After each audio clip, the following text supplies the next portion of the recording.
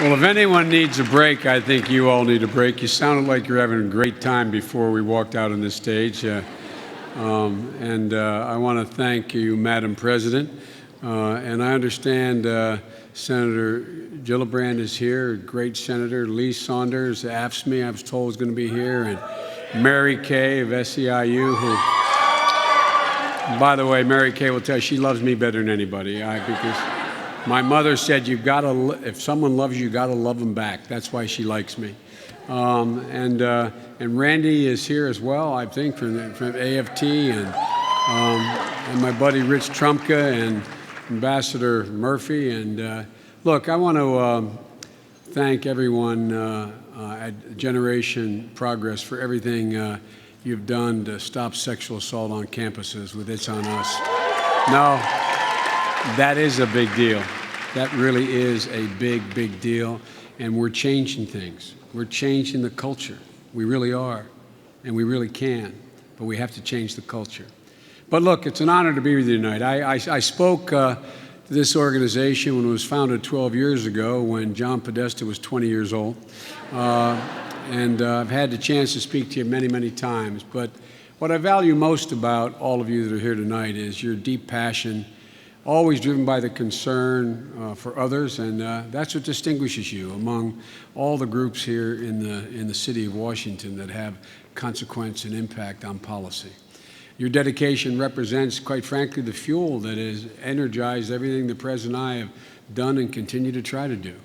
And together, I think we've accomplished some extraordinary things, bringing the economy from crisis to recovery to the cusp of genuine resurgence. Over, as Neera said, 12 million jobs, 1 million manufacturing jobs, longest private sector growth on record, unemployment cut almost in half from when we took office.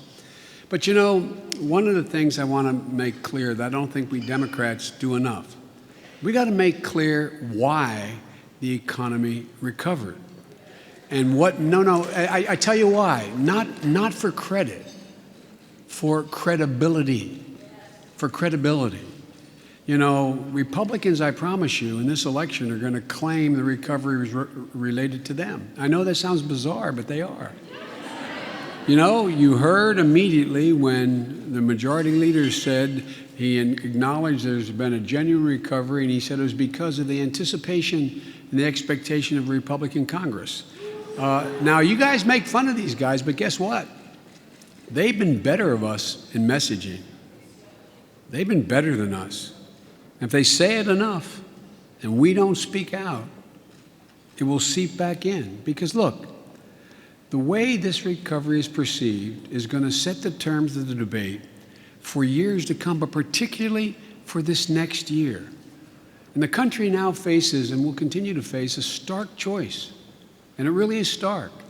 A return to the failed policies of the Republican Party, the vision that caused the Great Recession, or we're going to continue on a path that will allow us to really have genuine resurgence to bring the middle class back in the game. Republicans have learned nothing. They passed a budget, a congressional budget. It's essentially the same one they passed 6 years in a row, but they passed it in both houses this time. It's important to keep this in mind, folks. It's important to keep this in mind. The budget they passed attempts to do all that you've helped get done to bring about this recovery. They're doubling down on the failed economic policies that caused the recession in the first place and crushed the middle class. The FY16 budget they just passed, I won't go into any detail, but it calls for cuts of $5.3 trillion over the next 10 years. It ends Medicare, makes it a voucher program. It cuts $500 billion from Medicaid. It repeals the Affordable Care Act. It requires a $500 billion across-the-board cut on everything from manufacturing to education to NIH to job training to law enforcement to Head Start, across the board. Well, we got to vote, but you got to convince people to vote them out. Wishing it is not going to happen. And let me say what I said back to you in 2009 when you invited me to speak here after we were elected. I said, we want to make possible for everyone who aspires to the middle class to have a fighting chance to get in it, and those who are in the middle class have a fighting chance to stay there. I said, that's the goal of our administration. That was not hyperbole. When the president asked me to join the administration, to join him in the race, I asked him one question. I mean it sincerely. You know, I know no one doubts what I say. The problem is I sometimes say all that I think. But I make no damn apology for that. But I literally asked him. I wanted to know one thing because I'd only worked with him for a couple of years. I said, do you mean what you say about the middle class? Everybody thinks I'm always preoccupied my entire career, the middle class. You know, and by the way, in this town, being referred to as middle class Joe is meant as an insult. No, I really mean it, because you're not sophisticated if you're middle class. Because even among some of we Democrats, we're sophisticated jerks lots of times. No, I really mean it. Now, here's the deal, though. The reason why I always talk about the middle class, the reason why we have been the most stable, political, and socially stable country in the world is because we've had an aspiring and growing middle class. That's the glue that has held this country together. And that's why it's so important. And the middle class was in dire straits, hemorrhaging 700,000 jobs a month. Foreclosures were rampant. The generation of wealth the middle-class families had built in pensions, savings accounts, home equity, they were wiped out overnight. And as the recovery came, as the stock market grew from 6,000 to 18,000, they weren't in on the deal because they had been wiped out. And so, folks, look, we knew we had to take some immediate action. And the action we took was really very unpopular. Even among some Democrats, it was unpopular. And we started off with the Recovery Act. The Recovery Act has turned out to be over an $800 billion expenditure in less than 2 years. John Boehner called it another run-of-the-mill, cumbersome, undisciplined, wasteful Washington spending bill. And one of the leading conservative economists, Doug Holtz-Aiken, said, even if one believed in a counter-cyclical fiscal policy stimulus could be executed precisely and had multiplier effects, it's time to learn by experience that the strategy is not working. Well, guess what? We executed it precisely. The GAO found the program was implemented with less than 0.2% of waste. Now, here's the deal. Here's the deal. Chairman of the Oversight Committee, Darrell Issa, a really conservative guy, called it, quote, a proven spending transparency approach. The reason why it's important to remind people of that is, what is the mantra of the Republican Party? Government spending is wasteful. We don't know how to do it. We do. And it worked. The University of Chicago ran a poll and asked leading economists across the spectrum if they thought the Recovery Act was worth doing. Only 12% said no. Another way, 88% said yes. 93% of those economists agreed that it lowered the nation's unemployment rate. Michael Grunwald, a leading reporter, well-respected journalist, was skeptical of the act at first and wrote skeptically. But he ended up writing a book called The New Deal, in which he said the Recovery Act helped ease a lot of pain and helped avert a depression that would have caused immeasurable pain. We came along with TARP. Talk about the least popular thing for anyone to vote for. Bail out the guys who caused the problem. Ryan called TARP an ad hoc, opaque bailout of a slush fund for large private institutions. But guess what? Banks are stable. They're lending again. They paid back everything they owed, plus $15 billion more to the Treasury. Dodd-Frank, Gingrich, incredibly unpopular. Gingrich called, they said it would kill the banking industry. There was attacked on the left because we didn't nationalize. Actual results, transparency, accountability, compliance, renewed confidence in the business community and Wall Street, which they had lost confidence in. It took us a long way toward ensuring that our country is never again going to face a banking crisis that destabilizes the economy and destroys livelihood. The auto quote bailout. I know I get blamed for being the guy who pushed that. I was proud to push it. Romney called it crony capitalism on a grand scale. 6 out of 10 Americans and a lot of Democrats opposed it. We were told that we'd never sell more than 13 million automobiles again. Last year, we sold 21.6 million automobiles.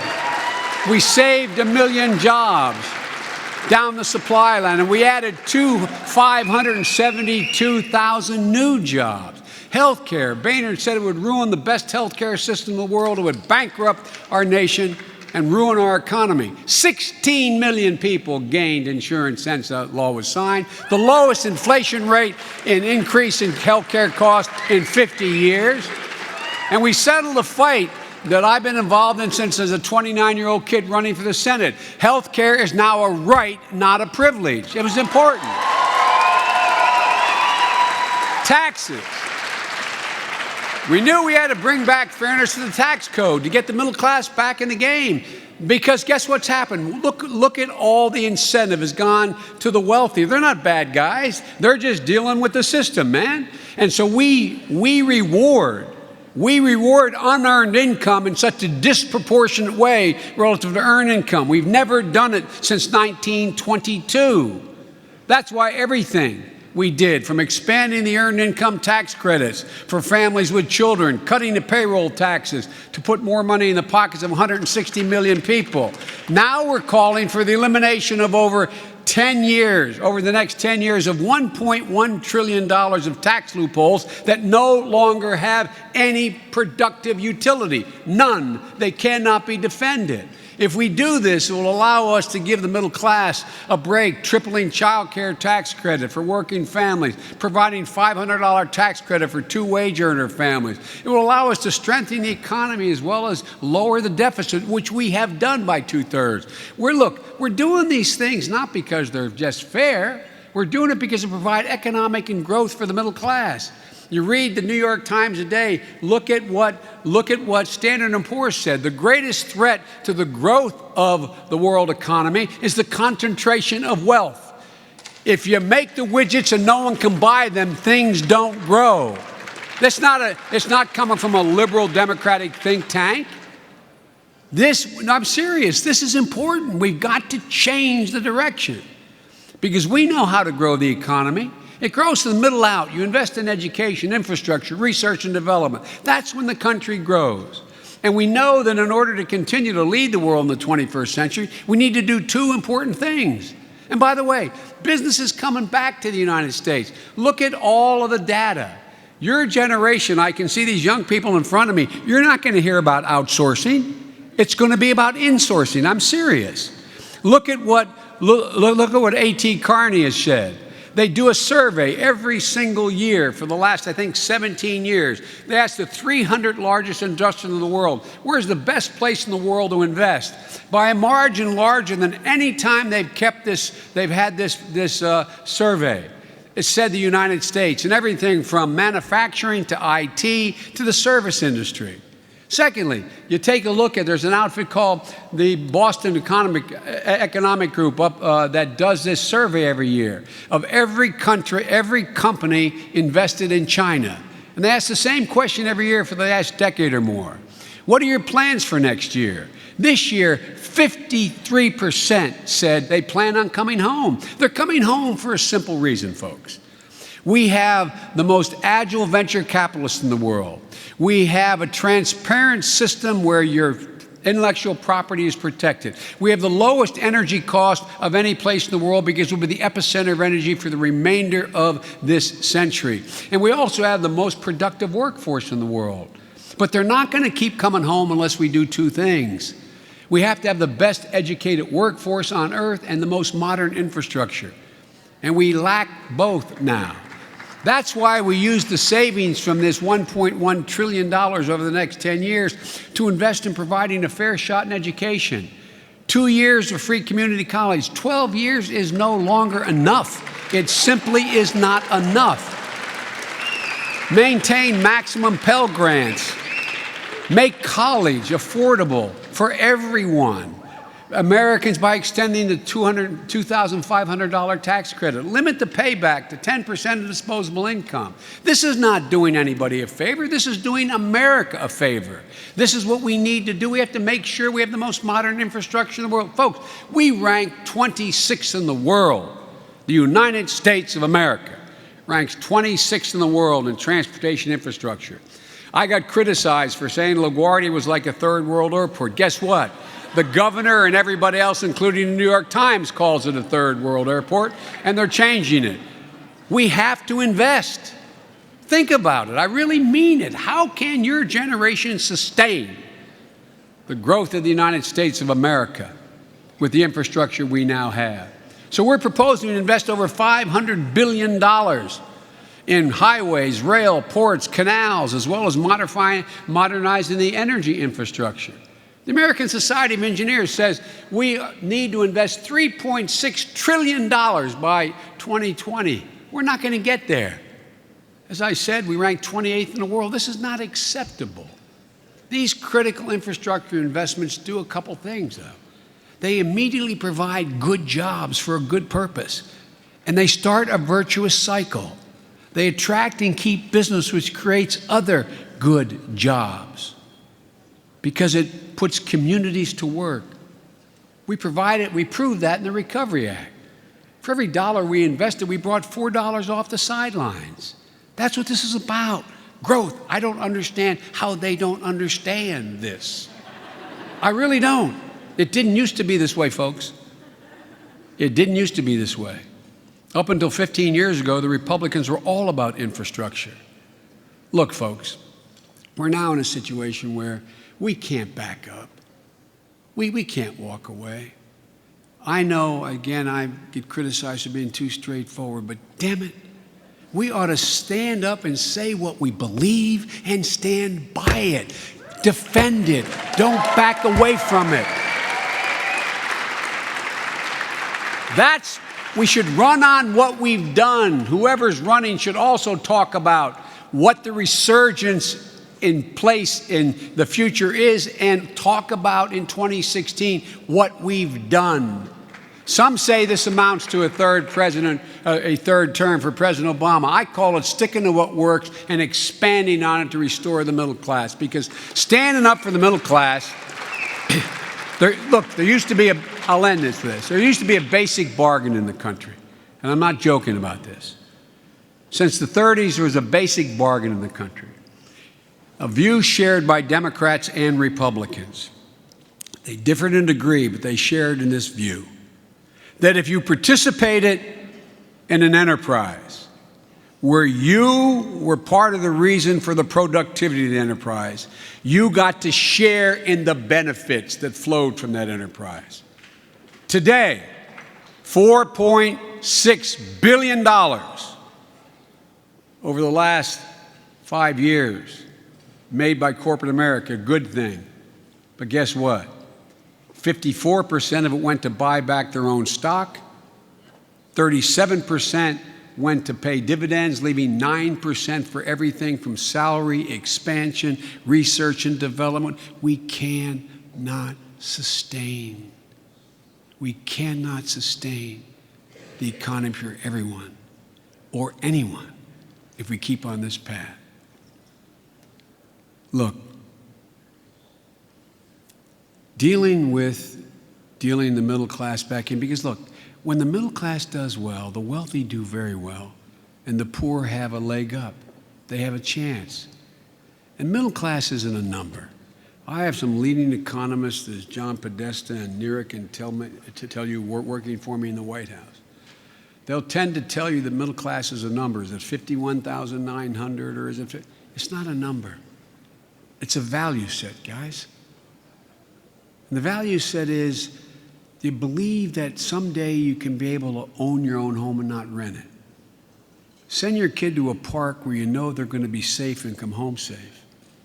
Be able to send them to a high school that if they do well, they can get to college. And if they get to college, you can find a way to get them there, because it is the only ticket to the middle class in the 21st century. Be able to take care of your mom when your dad dies, and hope your children never have to take care of you. That's middle class. That's where we mostly come from. That's what this is about. And guess what? They're losing faith. Go home to your old neighborhoods, to the people who didn't do as well as you've done. ask them when they look their kids in the eye, and I mean this from the bottom of my heart, ask them whether they feel confident they can look their kids in the eye and say, honey, it's going to be okay. I promise you. That's what it used to be. That's what it used to be. And that's what we're about. That's why we're in this, aren't we? Isn't that who we are as a party? That's who we are as a people.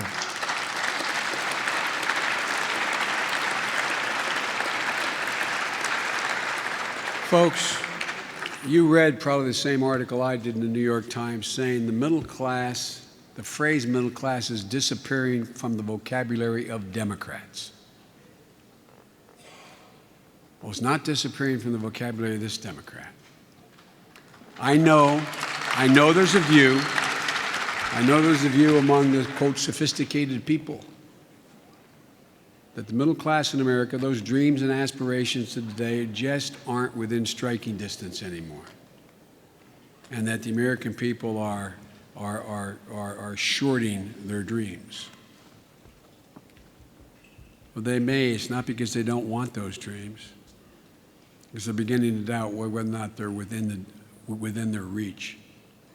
But I don't buy that they've given up on any of this. I don't think the American people have given up on dreaming about being able to restore the place they had and their parents had.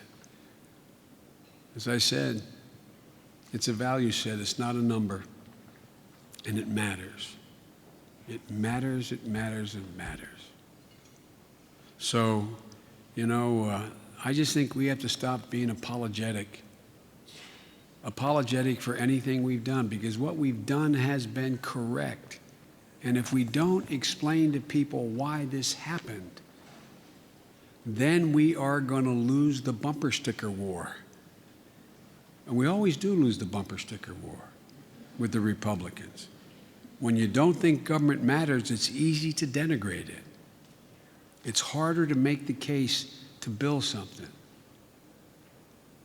Look, I really think I am more optimistic. When I got here as a 29-year-old kid, I was labeled the young idealist and the young optimist. And ironically, as John Podesta will tell you, if you notice in the press, when they call me the optimist in the White House, as if I'm the new kid in the block. I've been there longer than all of them. But I am more optimistic today about our chances as a country than I've ever been in my life. We are so much better positioned than any other place in the world. I want to see China grow. I want to see Europe grow. As they say in my old neighborhood, Claremont, Delaware, they're not a patch on our genes, guys. They got problems that exceed ours cubed. God loved China. They not only don't have enough energy, they don't have enough water. We got to help them get it. We want them to grow. But folks, we are so well positioned. Just don't get caught up in Washington too much. No, I mean this sincerely. And not focus on, as the economy begins to explode, and it will, we got to deal the middle class back in. I really mean this. You got to deal the middle class back in. Because it is the social fabric. It is the thing that knits us together. As much as sophisticated people make fun of middle class values. And so, guys, ordinary people can and have done extraordinary things. Never, never, never, never in the history of this country, when we've given people an even shot, ordinary people, have they ever let the country down. So don't give up on them. Understand their collective strength and their collective wisdom. They're smarter than we are. They really are. As I said at a graduation, I said, don't confuse knowledge with wisdom. Don't confuse knowledge with wisdom. Guys, there's a, I just think that all we got to do is make our case. Give them a shot. Keep fighting. As my grandfather would say every time I walk out, my grandpa fitting his door, he said, "Joey, keep the faith." And my grandmother would yell, "No, Joey, spread it." Go spread the faith. Thank you all so much for all that you do. Thank you. See you.